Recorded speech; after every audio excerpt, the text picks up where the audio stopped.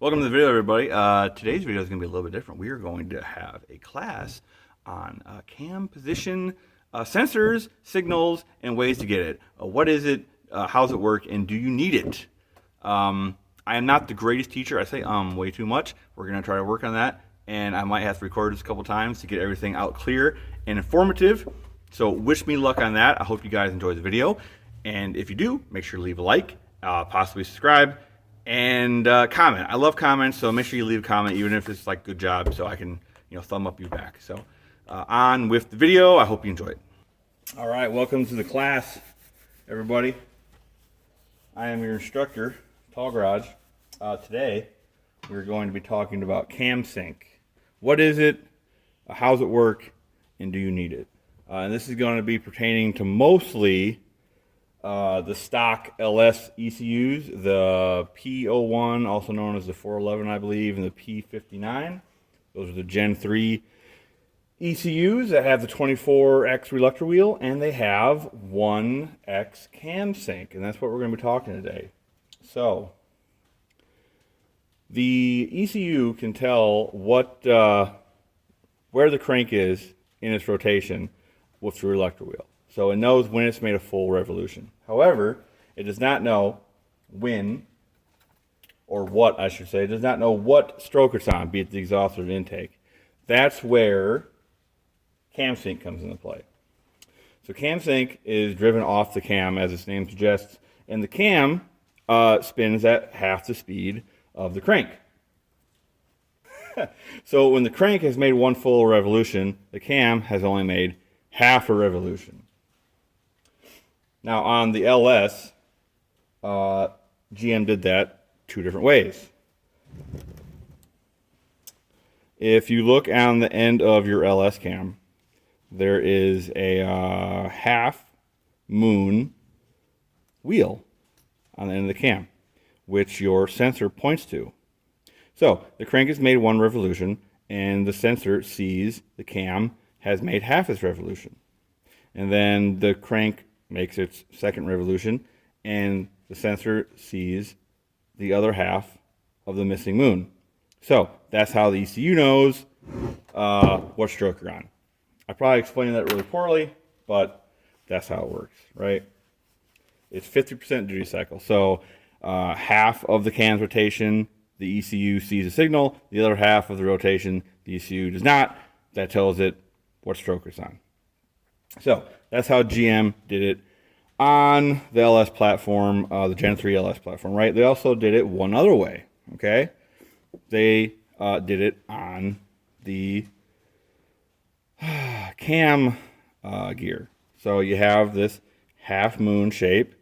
The sensor would point at that, okay? So one rotation, half rotation, it'd be the sensor would see on, and then the second half would see off. So that would tell the ECU if it was on intake or exhaust stroke. So how does this pertain to what we're doing?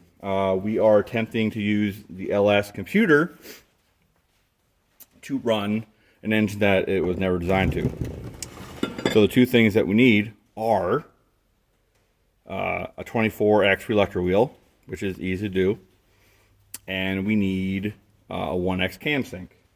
And this also applies to any other standalone ECU. So your Mega Squirts, your Adreno-based ECUs, and even like the Holley stuff, right?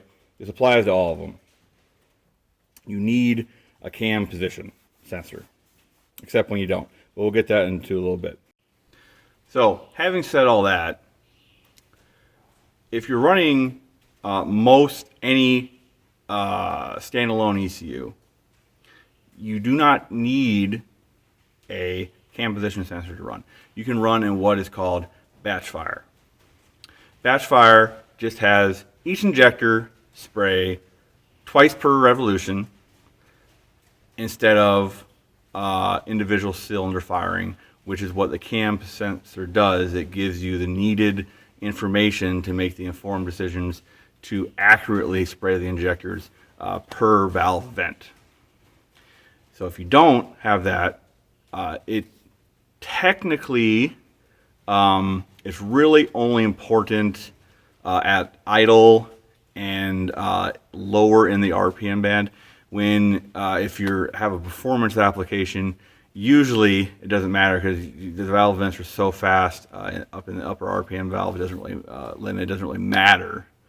So it also you can only run wasted spark, which you get 2 spark events per rotation instead of 1 on every spark plug, just to make sure you're not missing anything because you don't have the needed information. Now, the GM ECUs cannot do wasted spark or batch fire. They have to do sequential, which I suppose you could call a limitation. But that's also why the ECU is smart enough to realize that there's a problem with the cam sensor and then try starting as if it was on the other stroke. Is built-in redundancy. So take that as you will. So you are wanting to run your engine with some sort of other ECU, be it the LS Gen 3 computer or a Holly or what have you. So how do you get cam sync if your engine never had it? Well, obviously you're not modifying your cam and pointing a sensor at it.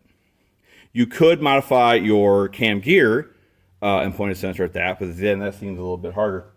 So, as most things, GM already figured this out, right? So this is a Vortec distributor.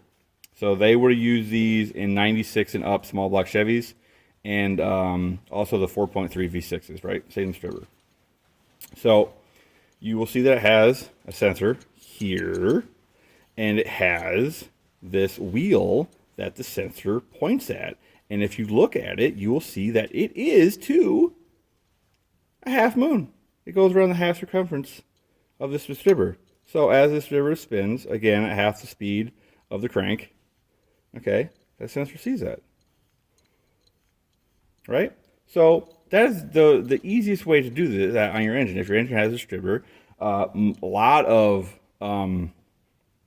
engines have aftermarket cam plugs that just provide your cam signal, and if you need to run like your oil pump or whatever off the distributor, that it does that too. But that is the easiest way on most engines. So for example, if you're doing this on a small block Chevy, you just use this distributor, and that would give you your cam position. Okay, if you're anything really. If you want to get one of the Vortec distributors to play around with, which, like I said, is at 96 and up GM stuff with the small block Chevy, you can get them on eBay rather cheap for a made in China unit, which shouldn't be much of a problem. You're not relying really on it for accurate spark delivery. You're just relying on it for its sensor, which should be okay. You can get them in the junkyard rather cheap. An easy way to identify them is to look for this style cap. Should be a dead giveaway.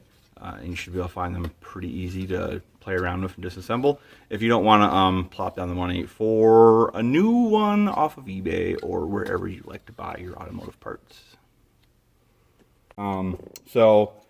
Well, what if there isn't an option available for your engine, which is the case on the Iron Duke that I'm working on, right? So here is the distributor, mostly disassembled. I've been taking it apart for the Iron Duke. And this does not provide cam sync at all, but we're going to change that. So I started disassembly of this, and I took out the old shaft. And as luck would have it, the small block Chevy shaft is the same diameter, so it fits right in the distributor. Look at that, right? So the plan here is we're going to cut this bushing down to lower this wheel closer to the base plate, and then obviously we will have to shorten the shaft and put the provisions to put the gear back on and drive the pump. And we'll have to mount this little sensor on this base plate, but that's going to turn the Iron Duke distributor to give us cam sync. So now it was easy on this one. It won't be as easy on everything, but this gives you an idea of what you can do by looking at what you have. Okay. So there's a couple other things I want to talk about real quick. I suppose that I should also mention this is kind of R&D for the LS-headed Ford Straight 6 300. I will need to do something with its distributor to provide cam signal for the Terminator X I have from Holley, which will be running the setup. It is not going to be using the LS wheel. I actually was graciously provided a 36 tooth trigger wheel Holley setup that I will be putting on the engine. So it will have 36 tooth and it will have 1X cam sync. That is the plan. It is a Terminator X Max. If I can get the adapter, it will also be running a 4L80. So that should be quite the combination. But that's for a future Ken problem. Right now we're focusing on this. So there's one other thing I want to cover here, which really only pertains to the LS Gen 3 ECUs in this whole cam sync thing. Technically, you do not need a cam position setup if you're using a Gen 3 LS ECU. The ECU is what I guess I would call a smart ECU. If it sees a no start condition after so many rotations with a no start, it will realize that there is a possible problem with the cam position sensor, and it will switch what rotation, intake or exhaust, it thinks it's on, starting the engine.